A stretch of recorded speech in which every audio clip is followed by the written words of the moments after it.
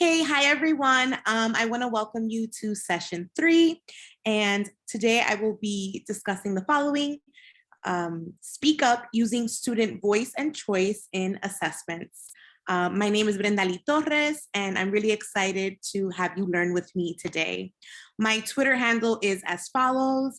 It is B_always_learning with no G at the end. And I will be presenting on behalf of the Ed Collab. And don't forget to follow our hashtag the Ed Collab Gathering for all the wonderful news that we will be sharing today. Here we go. So I wanted to start off by talking a little about who my students are so that you can have an idea of where my mind frame was when I started creating assessments. So who are my students? I work with recently arrived immigrant youth who have been in the country for 4 years or less in the Bronx. My school is part of the International Network for Public Schools, and we are a DOE public school. Some of the languages that are spoken by my students in the classroom are Spanish, French, Arabic, Bengali, Wolof, Bambara, and many, many more. I predominantly work with 9th and 10th graders, and I teach literacy through ENL. And for those of you who are not from New York State, that is English as a new language. And in other states, I think it's still called English as a second language. And that's all I remember, but I know other states call it other things as well. And one of the special things about my classroom or being an IMPS school is that we actually combine 9th and 10th graders. So about 50% of the class is 9th grade and the other half is 10th grade. And we do this as language support that students can offer for each other. So some of the foundation of my work is based on this book by Cornelius Minor, We Got This.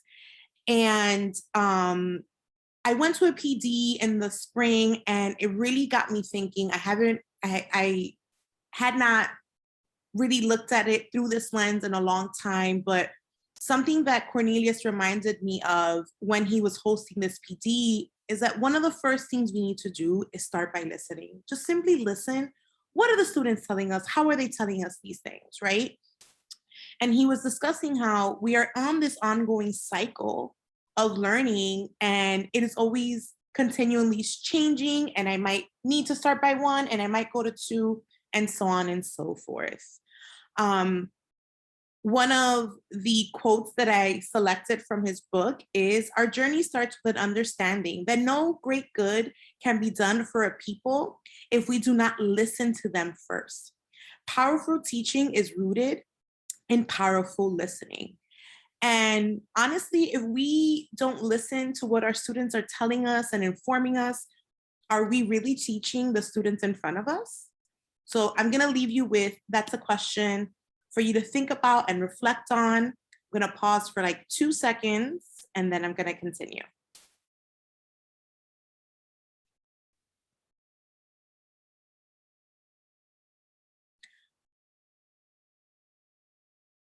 Okay, so maybe one of your questions is, where do I begin? I have no idea how to start this work.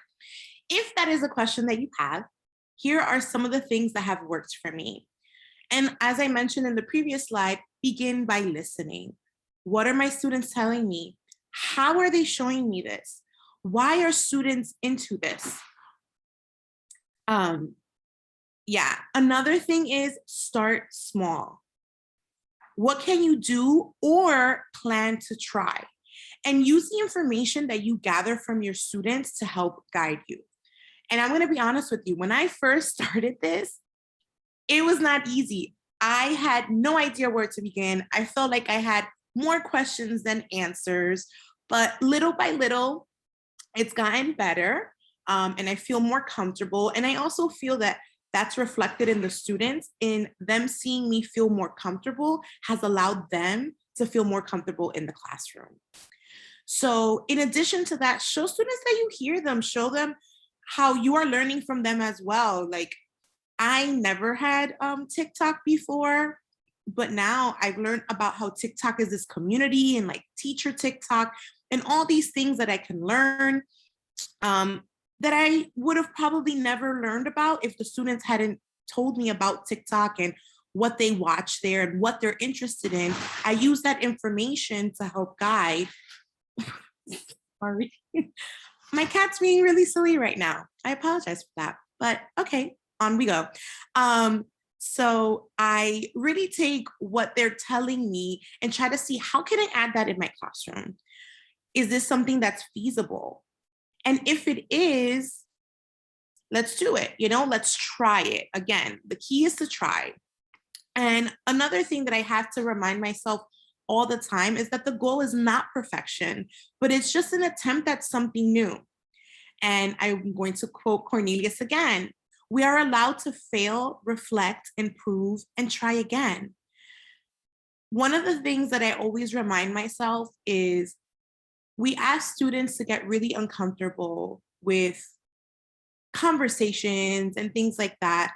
Like, for example, as I mentioned prior, I work at an international school. Some of my students are not used to like a turn and talk or like a free write that's like 7 minutes long with music in the background. These are things that are completely new to them. But they're putting their trust in me, like, okay, why is she having us do this? Let me try this thing. It's the same thing for us. Again, the goal is not perfection, but an attempt. And in attempting to do new things, we really get to know the students for like what they're showing us as they sit in front of us in our classrooms. Okay. So how can I get genuine feedback from my students? So one of the things that I do is that we have class discussions. Whenever students feel that their opinions are valued and that their contribution will make a positive impact on the world, they're motivated to share their ideas. I mean, think about it. I was like, wow, I became a teacher, and one of the things I get to talk about is reading and writing. Like, I used to do that for free. It's something that I truly enjoy. But now I get to share that wealth of knowledge with students. And I hope to empower them to also want to like read and write just the way that I do. Maybe not exactly how I do, but at least get them thinking about it. And you can see here, this was a day where I had students have a debate, and it was like an on-site debate where I posed the question, and I had students line up from one side of the classroom to the other. Half the students, I had them face each other, and they had an on-demand debate right there. And I also remember that two of the students that we see here were literally like just walking into the school. It was their first day of school, and they were like, we're having a debate. But they were like, okay, I'm going to try this thing. What is it that's happening? But I've learned so much through their discussions. I learned not only about them, but about their culture and what are the skills that they're bringing to the table just by listening to them. And also listening to how they interact with their peers. In addition to that, something that I really enjoy doing is having them rate my class. And I'm not sure if I mentioned before, oh no, I did. I did. I work with 9th and 10th graders. So what I have them do is that I have them rate things that we've read in class, things that they think I should continue in class, things that I should like totally eliminate, and like, why is this even here? And I also talk about like, what's your favorite memory? What is something that you want me to do to improve as a teacher? And so, I have to say, over the years, I have read some beautiful, delightful things, but I've also read things from students that really made me reflect on my teaching and things that I could do to help improve not only their learning in my classroom, but how to help myself as a teacher. So, and they also have the denied, they like the denied section, like, I don't want to do this anymore. And they tell me why. And, I do it because they're the students I'm teaching for. Like, I can't imagine sitting in a classroom doing all these things that like you're just not interested in, right? Like we want them to be interested, we want them to be engaged. And in order for us to do that, we have to listen to them. Again, start by listening. So yeah, and I really take my time to like read through all of this and we have conversations and it's just really beautiful. And I think it's one of the things that has continuously helped me grow as a teacher. Okay. In addition to that, so now that we've discussed how do I start this journey, what are some things that I can do? And looking at that information, how do I take that information to help me guide students in my classroom and help them feel successful? So here's what I do. When students have projects, I'm going to backtrack a little bit. So I work at a PBAT school, which is a project-based assessment task school, where students are required to create a portfolio in essence, according to what they have learned in my classroom. And in addition to that, one of the things that I'm looking for is how has the student progressed? When X student walked into my room, versus how were they in the middle of the year? How were they towards the end of the year? And like, what are they going to be taking with them from this class? And one of the things I do is that I'm very specific with what I want them to do. So I apologize. One of the things that I do is that in essence, they have one project, but the way that they show me their knowledge is completely different from student to student. And in addition to that, I try to put things as clear as possible in steps. I like to highlight. You haven't seen yet, but I'm really big on Bitmojis. You'll see them in a few slides. And I try to do that so that I can have students making connections. So what are they reading in front of them, and a picture to help them make associations. Again, what does this look like? So, for example, when I speak about project choice, here I have 3 choices that I gave students for this project. The project was based on a book that we read in class. It was the last book that we read in class. We read it as a class. And it's titled The Color of My Words by Lynn Joseph, where we discuss gentrification, obstacles about growing up, a plethora of things, right? So through these discussions, we're discussing different themes and how this affects characters. But also I want to see how are students internalizing these conversations that we had, the writing that we did, the analyzing of the book, and so on and so forth. So something that I like to do for them is I like to tell them the choices. So here are 3 of the 7 that I gave them. And I give them a mini project explanation in 1 sentence. And then what is my expectation for when they hand in this project? So honestly, when I first started, I wanted to give them a million choices. That is not realistic. It's not. I don't recommend it to anyone. It's not healthy. You will be grading forever and ever if you have so many choices. But I am now at a point where I'm comfortable with giving them between 6, really 5 to 6, and 7 is always you. If any of these choices are not something that you see yourself being able to do, or you want to suggest something different, that's always my last choice.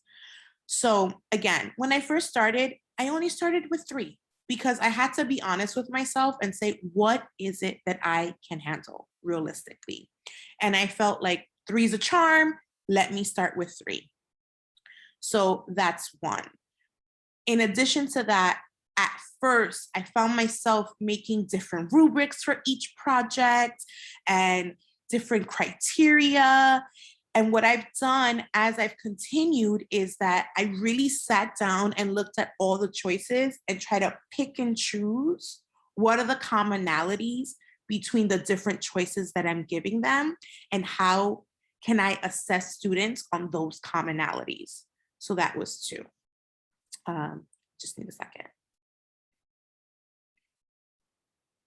So in looking at those commonalities is how I was able to say, okay, this is getting a little bit better. Let me see what else I can do. And then from there, I created a success criteria. What am I looking for? How can I show this? Did I include this? And I do this for the students so that they're able to look at each outcome that I have for them in these 3 lenses.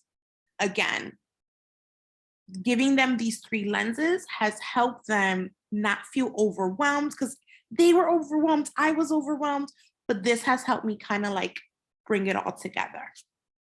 Okay. In addition to that, so now remember I said in the past, not anymore, but in the past, what I did was I was having all these rubrics and I felt so overwhelmed and like, oh no, like this is just not good. So how can you assess students? So I'm not going to talk too much about this, but really when I started creating these projects is that I designed backwards. What is it that I expected them to do? And as this picture shows, I just started kind of looking at stuff and looking at outcomes and how this will look like for them.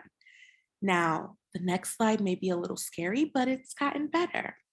So, before I do that, so here are some questions for us to consider when we're trying to create outcomes for our students. What do we want students to do? How can they show you their learning progress? How can you ensure that students feel successful yet challenged with learning outcomes? And how can you create outcomes that can be used repeatedly? The using outcomes repeatedly is what has been key for me. So now comes the scary slide. Not the scary slide yet. Sorry, I'm starting too soon. Okay, so some of the things that have worked for me is that making them general yet specific, being super creative with word choice so that I can use them multiple times. This allows for students to really show their progress and their growth. And also thinking about what standards I wanted to align with my outcomes. So how do I create outcomes? This is the scary slide. Okay. When I first started this journey, and this isn't even all of the outcomes, I was trying to assess students in all of these outcomes. Too much, way too much, intense. Then the next year I was like, this is too much. I need to slow it down. And I did, but I still didn't feel comfortable. I'm like, this is still way too much. To now, and I'm not even saying now, this was last school year, I have these 8. And these 8 have been the ones that I give to students automatically. If students have a discussion, if they talk with a partner, anything that they are doing orally, I attach it to this outcome. And so on and so forth. So here's what some of my students see. So students will be able to present information or creative work appropriate to task, purpose, and audience. And I've used that. So now anytime they speak in class, this is what they see. And that also helps them to become familiar with the outcome and actually know how to talk about it and explain it. Because when I had, as the scary slide showed you, there was just too many. Students really were like, what are you doing? What are you teaching us? Did the same thing with writing. Anytime students were writing anything, a sentence, a paragraph, an essay, this is what I give them. They have this one outcome, and here's how I rate each outcome. Okay, so what does this look like? I have some student samples that I'm just gonna skim. Okay, so this is a student, we're gonna call them RJ. And this is based on what we did. So this student decided based off the book, because the in the book, if you haven't read the book, sorry, this is a spoiler alert. The government is trying to take someone's property, trying to take the town's property. And this student decided to write from the perspective of someone who writes newspaper articles. Wow, I can't remember how to say that right now. I hope you're laughing because I am. I don't know. But the student did that. They wrote a newspaper article and then they provided their evidence for me. They asked some questions. We had discussed at the time what was happening in Bogota, Colombia, and they made a connection to that. In addition to that, a student wrote from the perspective of someone who was living in the town at the time. They did it a little different. They spoke about their themes. And then they wrote a letter to the president or the president that's in the book. And this was my student's response. One of the last things I want to say, because we're almost done with this session, back to this, is that I do not teach students how to write a newspaper article, how to write a letter. I don't get into specifics like that. What I do is that we discuss the rubric, we discuss the success criteria, and I kind of take what they give me to assess them, okay? Before we leave, one of the last things I want to say is a quote that I happen to love by Paulo Coelho. And there is only one way to learn. It's through action. Everything you need to know, you have learned through your journey. So I know that sometimes diving into something new can be scary, or you want to have more answers than questions, but it is only through that journey that you can actually find those answers. So with that being said, I want to thank you for coming to this session, and please attend the next session. And don't forget to follow our hashtag, the Ed Collab Gathering. Bye, everyone. I hope you enjoyed.